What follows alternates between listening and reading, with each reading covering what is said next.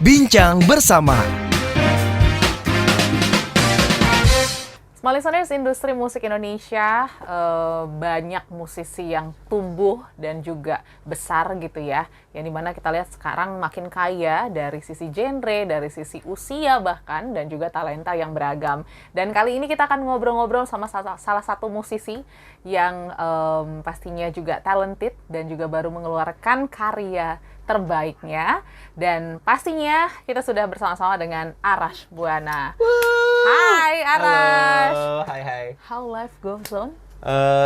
Life is good, man. Especially when you have to face the traffic in Jakarta, ya. Yes. Yeah. Tapi finally kamu bisa sampai di sini dan kita Yes. akan ngobrol-ngobrol tentang karir, tentang perjalanan hidup gitu ya, seorang Arash Buana, gimana akhirnya sekarang menjadi musisi. Tapi setelah aku googling kamu, emang kamu dulunya adalah seorang aktor, benarkah?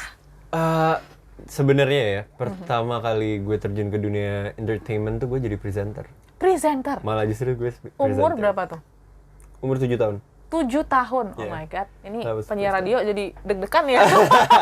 Interview Nggak, tapi presenter. waktu dulu gue umur 7 tahun gue jadi presenter. Abis itu umur 8 tahun gue keluarin lagu pertama gue. Oke.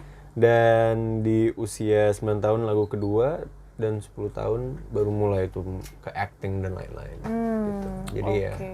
film layar lebar pertama gue itu Filosofi Kopi, dan Wow. I think it's gonna be my last one. The last one? I'm not into the acting industry. Oke, nanti kita akan bahas tentang itu. Tapi aku penasaran sebenarnya awal mulanya kenapa bisa terjun ke industri entertainment dan jadi presenter loh. Maksudnya nggak banyak anak kecil di masa itu yang jadi Exactly. presenter. Yep. Gimana jalannya? Gue tuh dulu karena yes man banget ya. Gue ngikut apapun yang nyokap gue omongin gitu. Oke. Dan gue juga nggak tahu gimana caranya tiba-tiba masuk jadi presenter, dan waktu itu kayak programnya namanya Inflona, Flora dan Fauna. Oke. Dan kayak gue tuh pakai kostum-kostum jadi sayuran lah, atau jadi hewan lah atau apa gitu kan. Cuman kalau mau ditanya kayak kenapa gue bisa terjun ke situ, shout out to my mom. I don't know how I became a musician today kalau misalnya bukan karena nyokap gue gitu. Oke, berarti orang tua ada latar belakang di industri Nggak ada entertainment? sama sekali. Nggak ada. Nyokap tuh lawyer, bokap Oke. dokter. Wah, Jadi anaknya musisi. Anaknya musisi. Dimana kayak mereka sangat pendidikan banget. Betul. Sedangkan anaknya ya di seni gitu. Nah, itu juga yang mungkin menjadi dilema anak Indonesia zaman sekarang gitu ya. Yeah. Mungkin lahir di keluarga yang education banget gitu ya. Yes. Mungkin pengennya anaknya juga nerusin lah, apalagi kalau dokter tuh ya, teman-temanku banyakan kayak gitu, dituntut untuk jadi dokter. Apakah ada tuntutan seperti itu untuk Arash dari orang tua? Nah, lucunya ke gue nggak. Oh ya, oke. Cuman ke adik gue mungkin ada sedikit. Sedikit ya. Iya. Mungkin karena talentanya udah kelihatan dari kecil kali. Mungkin. Oke. Tapi gimana ya, katanya nyokap sih katanya suaranya bagus gini-gini dan lain-lain. Cuma kalau gue sekarang dengerin kayak ih, enggak lagi gitu. Kayak biasa aja lagi. Cuman ya semuanya udah ada jalannya kan, dan Yes. kayak ya gue cuma bisa bersyukur aja nyokap sama bokap full support untuk gue yang lanjutin di Oke. musiknya gue sekarang. Oke, berarti orang tua sangat provide lah ya untuk Arash akhirnya mengembangkan bakat di industri musik. Yes. Dari kecil tadi udah Arash bilang udah ngeluarin single. Nah, itu gimana tuh ceritanya akhirnya ketahuan lah bakat musik Bakat musik. dari seorang Arash? Kalau ketahuan bakat musiknya itu sebenarnya dulu itu gue les nyanyi di Purwacaraka, dan dari situ alasannya kenapa gue les nyanyi pun juga bukan untuk mengasah vokal, tapi karena gue nggak bisa ngomong dulu. Oh, Jadi speech kayak delay gitu? Speech delay Oh, gitu. oke. Nah, gue nggak bisa ngomong dan lain-lain, dan akhirnya nyokap kayak mikir ya udah deh, gimana kalau misalnya masukin ke les olah vokal aja, biar belajar A E I O U. Oke. Kan. Nah, cuman dari situ tiba-tiba guru-gurunya tuh pada bilang, oh ini bagus nih nyanyinya, walaupun ya balik lagi gue nggak tahu juga gitu, gue Iya. gue nggak inget suara gue kayak gimana. Cuman ya akhirnya dari situ nyokap udah full jor-joran support untuk kayak udah pokoknya lo karirnya di sini deh gitu. Dan guanya pun juga gue nangkep dengan senang hati gitu. Yeah. Kayak gue seneng main alat musik, gue mau belajar piano di usia 6 tahun, belajar gitar di usia 9 tahun, dan akhirnya sekarang menjadi kayak gini. Yes, berarti emang ketertarikan itu udah muncul lah ya dari Arash kecil, makanya mungkin orang tua jadinya support ke situ gitu. Alhamdulillah. Oke, nah berjalanlah waktu dan akhirnya tadi Arash bilang sempat main film dan yaitu film terakhir dan pertama. Kayaknya Kenapa iya emang Arash nemuin apa sih yang beda dari antara musik dan film dan bikin Arash kayaknya enggak deh, jiwaku nggak di situ. Gue tuh nggak suka melakukan suatu hal yang gue nggak jago gitu. Oke. Kayak congkak banget ya gue ya, kayak serasa gue jago banget di musik gitu. Cuman melakukan sesuatu yang gue suka nyobain hal-hal baru. Cuman kalau misalnya kayak gue tahu, oke, gue nggak berbakat nih di sini ya, gue nggak akan ngabisin waktunya di situ gitu. Tambah lagi mungkin kenapa gue bisa ngomong kayak gini karena udah ada jalan yang lebih jelas nih, yaitu gue di musik gitu. Dan gue ya udahlah, gue fokus aja. Walaupun banyak banget yang nawarin kayak main lagi dong gitu dari PH. Terus gue bilang kayak lu bakal capek sama gue nanti, lu bakal kecewa ntar. Karena emang untuk mengekspresikan diri ke dalam sebuah film dan lain-lain, menurut gue itu sebuah dunia yang berbeda lagi gitu loh. Jadi kayak gue nggak mau melakukan sesuatu yang gue nggak bisa perform sebaik-baiknya. Karena kasihan kliennya yang bakal ngajak gue gitu. Tapi itu prinsip yang keren sih, karena nggak banyak ya. Maksudnya banyak orang yang coba sana sini, tapi akhirnya ya nggak fokus di satu bidang. Berarti kan Arash sendiri ya dari kecil tadi ya udah fokus ke satu titik dan mengesampingkan lah hal-hal yang ada di samping. Ya mungkin karena gue sana sini dari kecil kali ya. Jadi Jadi maksudnya gue sekarang kan usianya 21 tahun kan, dimana untuk banyak orang pasti akan dianggapnya masih muda gitu. Cuman karena memulai karir ini dari usia ya tadi 7 tahun, yang akhirnya nyokap gue udah terjunin gue kesana kesini, jadi kayak udah nyari interestnya gue tuh sebenarnya mau apa sih gitu. Dan yang paling nyantol ke gue sampai sekarang ya musik. Gitu. Kapan titik teriyakinnya Arash untuk menjalani hidup as a musician? Umur berapa tuh? Pas pertama kali gue sign label. Sign label? Itu berarti berapa tahun lalu?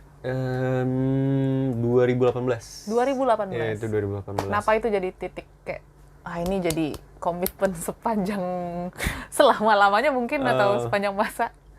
Karena kan gue udah kontrak ya waktu itu ya. Maksudnya, secara tertulis? Iya, secara tertulis gitu kan.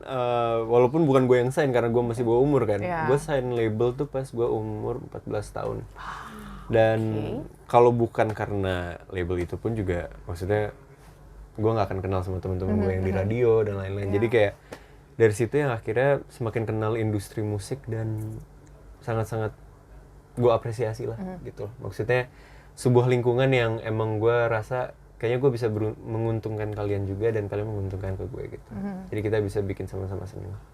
Gitu. Tapi seru juga gitu ya masuk ke industri ini, sign label masih di bawah umur juga gitu. Arash bilang kan apa ya, kita lihat persaingan sekarang di industri musik tuh wow banget gitu.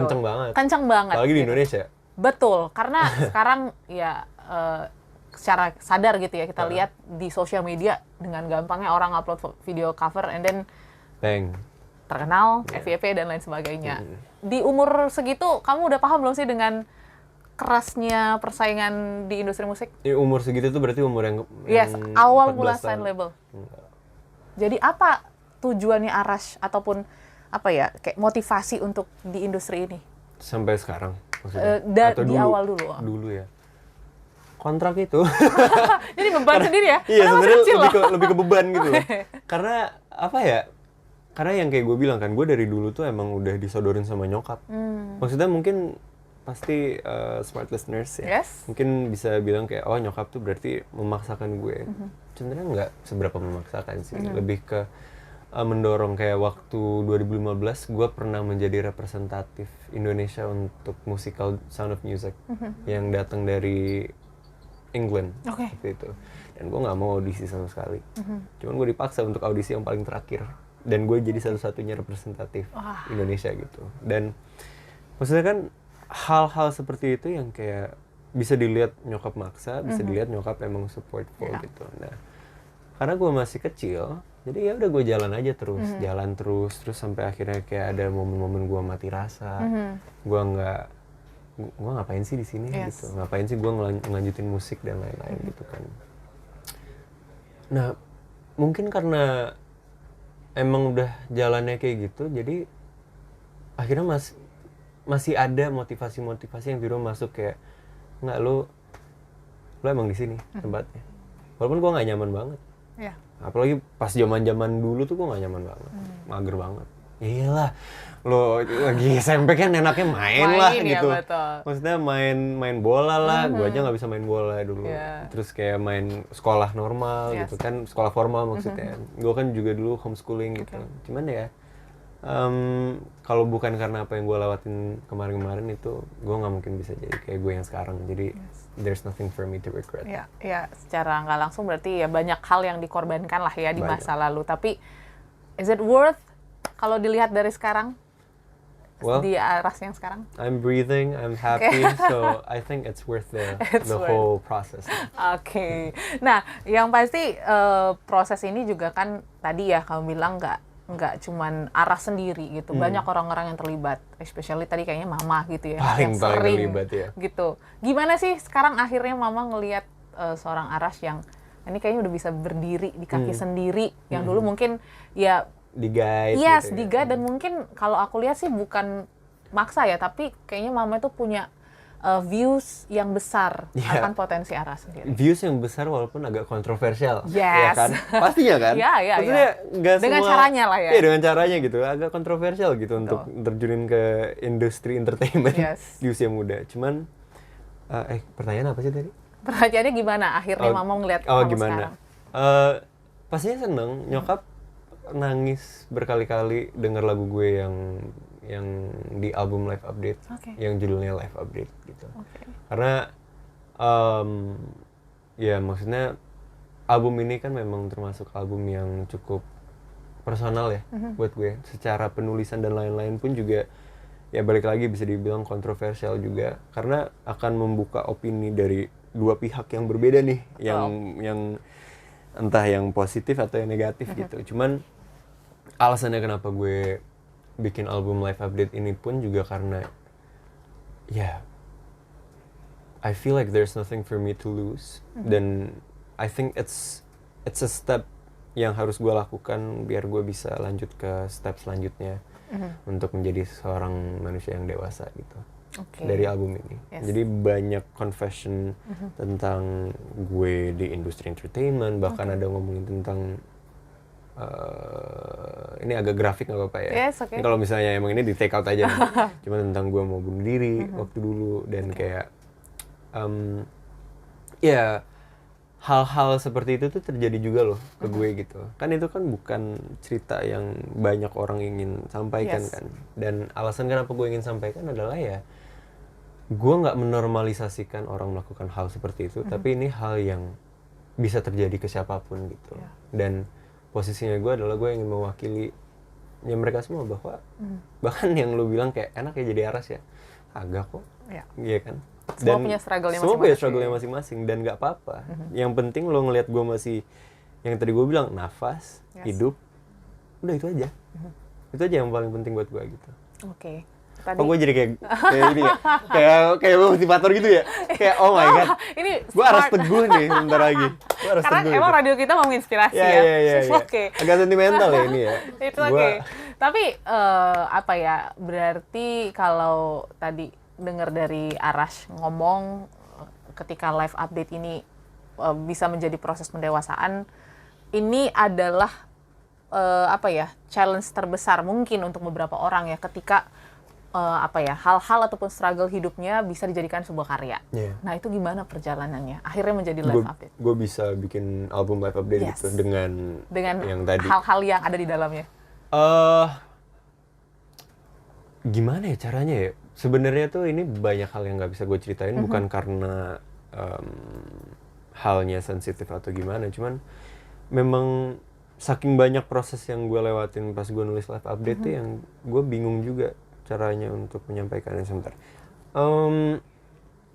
Intinya yang paling pertama adalah gue nggak peduli orang mau ngomong apa. Itu yang paling pertama. Gue nggak akan menjadikan opini orang menjadi patokan dari apa yang ingin gue bikin. Kalau dulu itu kan Dan gue yakin masih banyak musisi sekarang ya, mereka membuat sebuah karya untuk impress. Yes. Mau itu fans atau mau itu musisi lain atau mau itu buat industri dan lain-lain gitu. Dan nggak apa-apa. Kalau misalnya memang lo ngambil jalurnya lo seperti itu ya nggak apa-apa. Berarti emang ya itu yang lo suka. Cuman kalau gue, for me, the purpose untuk gue bisa bikin lagu dan gue kan jatuhnya kalau misalnya gue bisa bikin lagu dan gue didengar oleh banyak orang, artinya gue memegang suatu peran yang besar kan. Betul. Kayak bisa menginfluence orang gitu. Ya dari situ yang ingin gue sampaikan, pesan-pesan yang bisa dibilang untuk memotivasi mereka aja dan bersyukur lebih banyak aja sih. Tapi dengan cara yang lebih ke gue terima. Maksudnya gimana ya cara bilang ya? Gue terima lo susah deh hidup lo, gue ngerti deh gitu. Lo susah hidupnya, gue susah hidupnya, lo nggak bisa ngejudge gue hidupnya gimana, gue nggak bisa ngejudge hidupnya lo gimana. Cuman pada akhirnya tuh kita bakal tetap ke sungai yang sama gitu. Dan gimana caranya untuk membuat itu abadi ya, itu jalannya masing-masing. Nah itulah dari album My Favorite ini yang ingin gue sampaikan ke pendengar. Wah, gitu. Pasti apa ya, butuh apa ya, pengalaman yang banyak juga ya, sehingga akhirnya Aras juga bisa berani untuk menyampaikan itu dalam bentuk karya yang ada di Live Update. Berapa lama sih persiapannya ataupun mengemas sampai akhirnya jadi konsep Live Update dan mengumpulkan seluruh single-single yang ada di dalamnya? Gue setahun. Setahun? Setahun gue bikin deh. Dan itu pun udah sakau gue untuk ngeluarin lagu-lagunya sebenarnya. Karena kayak gue tuh gak suka banget kayak udah bikin lagu terus gak gue keluarin. Gitu ya? Iya, gue pendem gitu, kayak gue gak keluarin karena kayak ya pastinya ada overthinkingnya gue kayak lagu gue bakal diterima gak ya gitu. Walaupun gue bilang gue bodo amat sama opini lo. Tapi cuman gue juga mau didengar dong lagu gue gitu. Gue juga mau lagu nih lagunya gue. Nah cuman kayak ya prosesnya itu setahun untuk nulis dan untuk produksi, dan gue sama sekali tidak menyesal karena maksudnya album ini sangat mengajarkan gue banyak hal intinya tentang apa yang harus gue lakukan ke depannya dan membuka peluang-peluang baru yang gue tuh sangat-sangat bersyukur karena ya without this album gue nggak akan tahu potensi gue sejauh mana gitu. Dan yang gue terapin mungkin bisa mewakili kayak pertanyaan yang sebelumnya yang tentang gimana cara gue berani kayak gitu dan lain-lain. Gue tuh berusaha untuk berdiri tegak dan ngeliat ke depan aja gitu. Jadi apapun, misalnya ya, kayak gue lagi mau ke suatu tempat, terus ternyata pas di mapsnya salah tempatnya gitu. Ternyata adanya di, pokoknya bukan Palmerah deh gitu. Iya, bukan Palmerah. Samar-samar kayak tahu gitu. Karena kan gue nggak bisa ngapa-ngapain kan. Betul. Maksudnya all I can do, it already happens, and I have to face forward and accept whatever yang harus gue lewatin. Mau itu macet-macetannya dan lain-lain gitu. And that thing taught me a lot on making this album juga. Kayak that's how life goes gitu. Like gue juga diajarin ini sama pacar gue juga. Dan ya shout out to my girlfriend. Cuman kayak semakin lo bisa menghadap ke depan aja, dan lo nggak apa-apa ngeliat ke belakang untuk kayak ya jaga-jaga lah. Ya lo kalau nyetir kan lo juga harus ngeliat spion dan lain-lain kan. Cuman tetap lo kalau misalnya udah ngeliat ke depan dan lain-lain, lo kayak nggak ada yang bisa berhentiin lo aja gitu. Dan itu ya maybe that's the message yang bisa gue sampaikan gitu. Oke, dan itu juga mungkin jadi harapan Arash dari album ini ke pendengar gitu ya? Iya, ke pendengar juga. Semoga bisa menatap masa depan, walaupun masa lalu ya kacak-adut dan lain sebagainya. Bukan masa depan sih, the present moment. Present moment. The present moment. Kayak lo ngelihat lo lagi pegang apa sekarang, udah nikmatin aja. Fokus aja. Maksudnya, sama satu lagi. Ini tuh emang motivasi ya sebenarnya. Yes, betul. Ini lebih ke arah situ ya. Sama satu lagi, gue denger ini dari salah satu favorite actor gue yang udah meninggal, Chadwick Boseman. Dia tuh waktu itu lagi jadi pastor atau apa, gue nggak tahu deh pokoknya. Dia tuh kayak give like a good speech gitu. Intinya message yang ingin dia sampaikan adalah di saat lu ada dua jalur nih, yang Ada yang gampang, ada yang lebih susah. Tapi menuju ke arah yang sama, lo ambil aja yang lebih susah. Nggak apa-apa kok, karena yang lebih susah ini is going to give you a more meaningful result rather than this one gitu. But both ya nggak salah, nggak ada salahnya. Cuman if you want to invest more time and invest more energy to do something that you love, kayak just go for it. Lo walaupun lo mungkin nggak bisa ngelihat sekarang hasilnya kayak bakal misalnya nih kalau di musik lo nggak viral, lo nggak ini dan lain-lain. Ntar pas lo 5 tahun setelahnya lo bakal bersyukur kayak kenapa lo ngambil jalur itu, gitu. Jadi ya mungkin itu saran yang bisa gue kasih.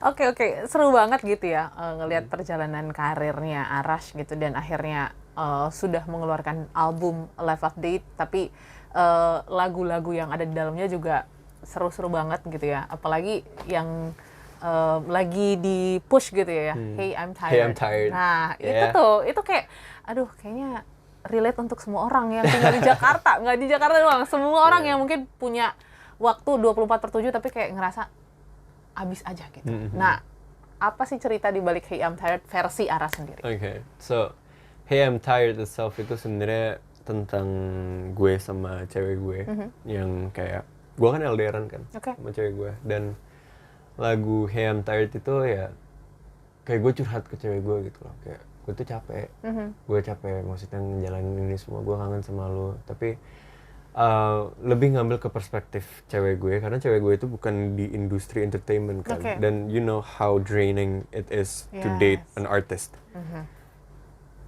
artist celebrity atau siapapun yang digemari lah gitu, itu melelahkan untuk orang yang nggak paham gitu, dan itu hal yang normal banget. Dan ya kayak di lagunya pun juga kayak gue sebagai artisnya pasti akan ada rasa bersalahnya juga, kayak gue misalnya sibuk buat tour atau manggung tapi gue nggak bisa sempetin waktu sama dia, tambah lagi gue nggak tahu pikirannya dia terhadap apa yang gue lagi lakukan sekarang seperti apa. Jadi kayak lagu itu ya semacam curhatan gue ke cewek gue gitu, bahwa di balik gue kayak gini-gini dan lain-lain, lo perlu tahu kalau gue tuh kangen sama lo sebenarnya, tapi nggak ada yang bisa gue lakuin. Makanya ada liriknya kan, now I'm overthinking then I'm missing you but there's nothing I can do gitu.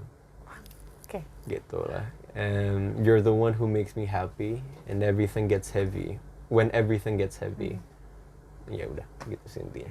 It's a very cheap song sih sebenarnya. Kayak it's a normal song, not that deep, nggak sedeep sama apa yang gue jelaskan tadi gitu. Tapi the other songs ya you guys can go ahead and listen to it. Nanti boleh didengerin satu persatu gitu ya. Nah, pasti apa ya, untuk ada di industri ini Arash punya banyak effort gitu ya, punya banyak pengorbanan gitu ya. Dan muter di Palmera gitu. Kayaknya dia masih apa ya, memendam gitu ya. Kan makasih ya udah menjadi wadah untuk gue keluarkan. Iya, it's okay. Nah, tapi pasti ngelihat apa ya, potensi dan juga interestnya Arash, aku rasa 5-10 tahun kamu akan ada di industri ini. Tapi kepikiran nggak nextnya mungkin 20 or 30 something kamu masih akan ada di industri ini atau tidak, atau mungkin akan bercocok tanam seperti siapa kemarin, David Beckham ya? Gue harap sih gue bisa gitu sih. Beternak gitu. Oh, iya. Harapan gue bisa bercocok tanam gitu, karena gue tuh suka banget main game Stardew Valley.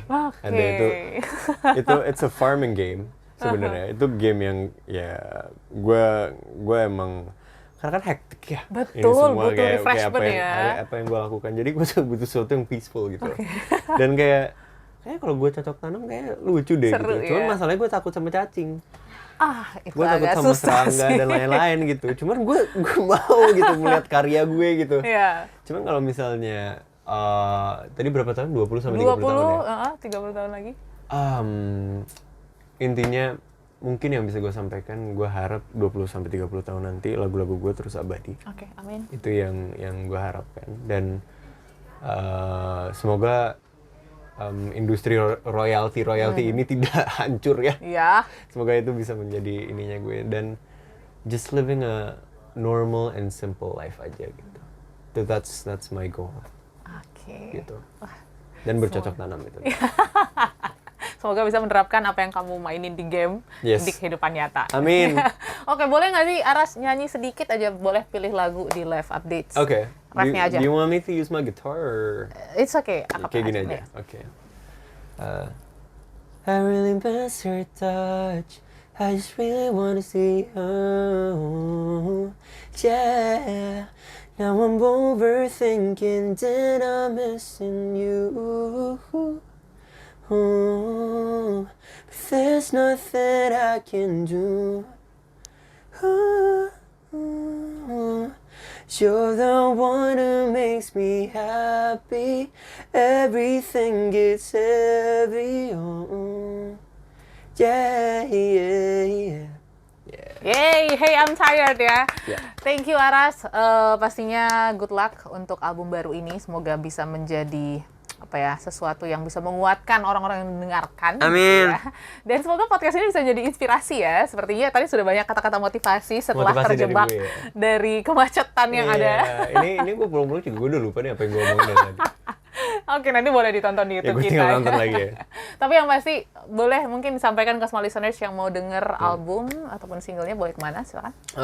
Smart listeners bisa didengar di semua digital platform, apapun yang kalian gunakan. Intinya search aja Live Update, and I hope you can enjoy the whole album experience. Yes, so thank you Aras, semoga kamu juga enjoy dari perbincangan kita kurang lebih 30 menit. Seru banget ya. This is fun. Okay. Dan pastinya juga small listeners semoga juga bisa menikmati perbincangan ini dan menjadikan mungkin perjalanan karirnya Aras sebagai inspirasi untuk lebih baik lagi di kemudian hari. Kalau begitu, Audrey pamit, sampai jumpa dan bye-bye. Bincang bersama